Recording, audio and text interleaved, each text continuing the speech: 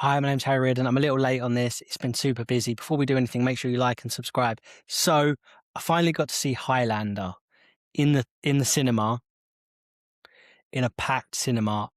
And I know it's a cult classic. I've never seen it. I wanted to see it for the first time on the big screen, and I got that chance. And it was okay. So we open in 1985 New York. It's a wrestling match. It's big mullets. It's hairy chests. It's hip wagging. It's thick with 80s grit.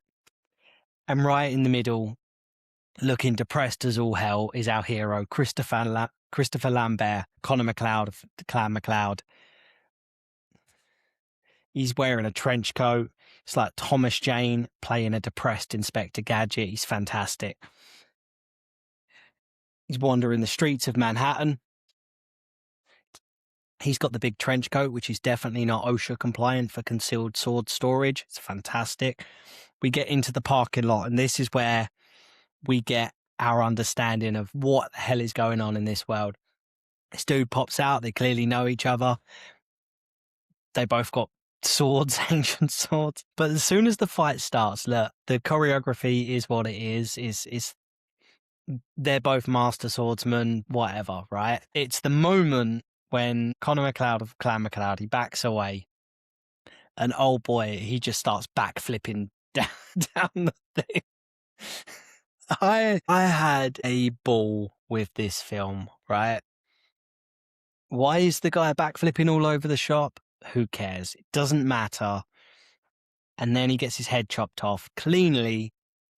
Body comes up, blue lightning, all the good stuff. We've all been there. And we sort of understand what's going on, right? So you aren't born immortal. You have the potential. It only triggers during your first death. For Connor McLeod of Clan McLeod, that happened in 1536. Side note, having the weirdest day.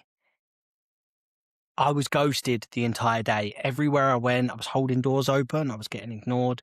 Some dude even tried to get on the same Stairmaster as me. I was lost. I was perplexed.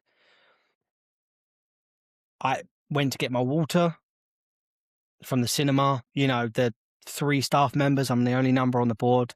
5 minutes pass and I'm still like, it's my number, it's fine. Not offended at all. In the end, I just left it. They're all good. They're having a chin wag. But you know, who needs hydration, right? So I move on, I ignore it, let it go, get in the cinema. During this first battle, and they're all just ignoring him. I was like, that's how I've been feeling all day. The weirdest thing, side note, boring, but I had to get it out. It was irking me. And then we come across the Kurgan, played by Clancy Brown from SpongeBob, and skewers our main man up, Connor McLeod of Clan McLeod, intending to harvest his juice. And I did like that when he went down, the clan stepped in. They bum rush him. They're like, get out of it. And they send him packing. But he does dies, wakes up the next day. And the clan are not having the clan. We need a new name for them. They're not having any of it. They turf him out. He's on his way. And I like that when they do turf him out with the straps, they're like, nah, he'll figure it out. And they just let him go. And then we get the arrival of Sean Connery as Ramirez. Him and Clancy Brown, I think, are having more fun in this film than anyone I've ever seen in a film. Running along the beach like a homoerotic Rocky, dressed like, well, me, really, on a Saturday night. And he trains Connor McLeod of Clan McLeod so that the prize doesn't fall into the wrong hands. And I like this. It adds different elements to this world. It's not just everyone for everyone. There are levels. And then he falls in love with Heather, his first wife. He stays young while she grows old. This was beautiful. This was absolutely incredible watching this play out in the saddest way. because you hear it and you kind of get an understanding that this is how it's going to play out, but actually seeing it really hit me a lot harder than I thought it was. For a film with big mullets and decapitations, I didn't expect something like this to hit me in the feels in that way that it did. With Queen, also Queen doing the entire soundtrack, you're not topping that in the reboot. You're not topping Queen. And every song from Queen works. Everything, it's Queen. It's Queen. What are we doing here? And I would be doing a disservice to this film if I didn't talk about the switch over from fluorescent to LED has ruined how modern movies look. There is a scene in a bar in this film with Connor MacLeod from Clan MacLeod. He's sat in there, light is pouring through. When he goes out into the street, there's no lighting. There's no street lights. They didn't care. It doesn't matter. It looks fantastic. It looks beautiful. The fight with the Kurgan and Connor MacLeod of Clan MacLeod in the alley, there's inexplicable fog everywhere. The lighting, it doesn't matter. It looks amazing, and you can see every detail at night. Modern films, I had on a movie today, dark scene, curtain shut, couldn't see fucking thing. The atmosphere that they were able to capture, not a fan of this modern aesthetic. I'm really not. Modern movies are sterile and sharp. They don't capture the same glow that the films from the 80s do. One day maybe we'll go back to that.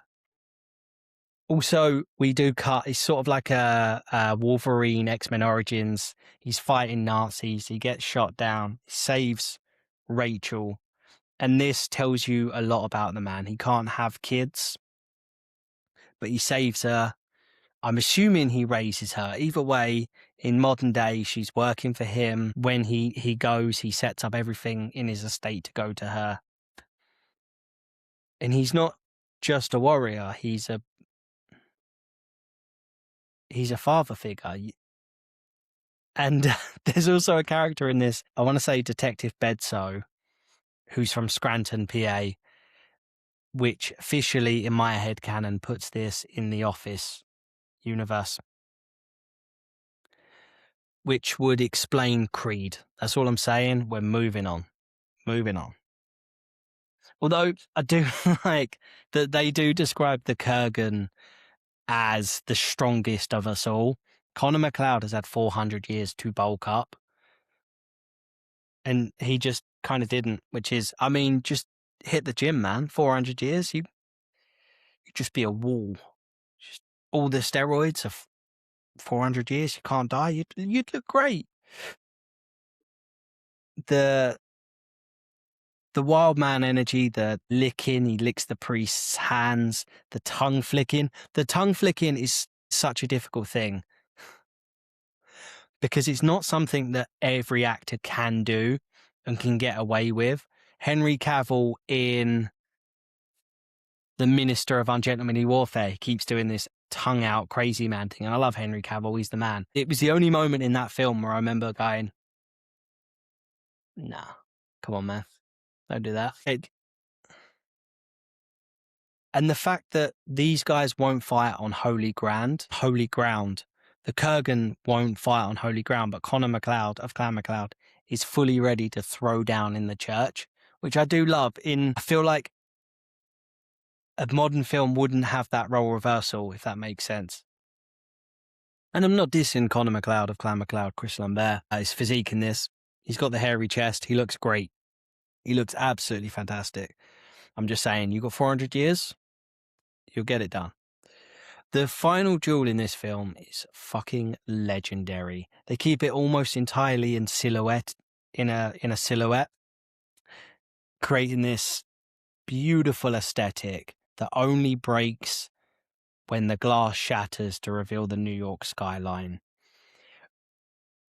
Connor gets juiced up. He gets up into the air. Fog's lightning. Everything's going. Do they cut the wire work out? Do they remove it digitally? Do they fuck? They don't need to. It doesn't matter. By that point, you're rock hard.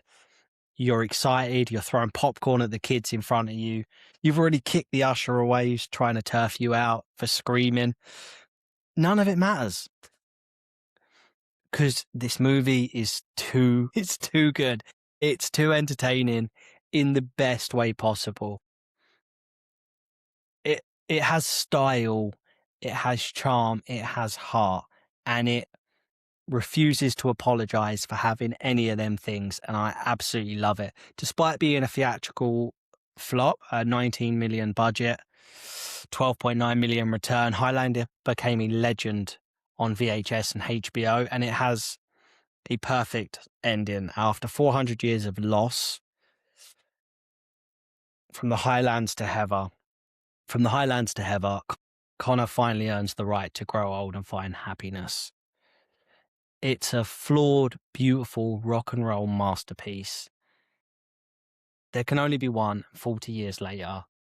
It's this one. I'm going 5 out of 5. I adored this film. Fully adored every single moment. And I cannot speak highly enough for how incredible this is and how absolutely it holds up 40 years later. Yeah, that's me. Please let me know what you think down below. Like and subscribe. It means the world. Before I go, both of my books are available online. They will not hold up in 40 years. They do make good coasters, though. In a pinch, you can dash one at anyone in the theatre if that's making too many noises, slopping, you know what I mean. Anywho, moving on. It's been a pleasure. Thank you so much for joining me, and I hope to see you again in the next one. Take care.